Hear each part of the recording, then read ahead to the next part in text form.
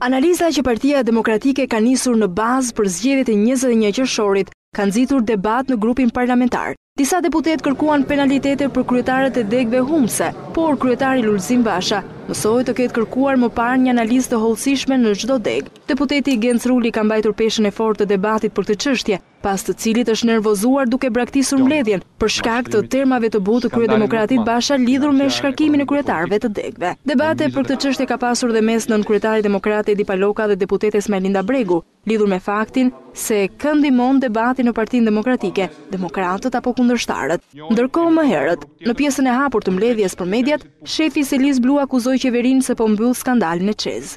Ne mbështesim dhe frymëzojmë reagimin e qytetarëve kundër të keqes.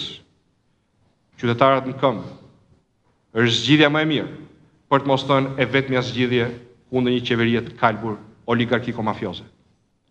Për ne si opozitë, stabiliteti i ngritur mbi pazaret dhe allishverishat e krerëve të shumicës për të penguar drejtësinë dhe për të vijuar avazin e shpërdorimit të pushtetit, vjedhjeve dhe abuzimeve me pasuritë publike është stabiliteti të keqes.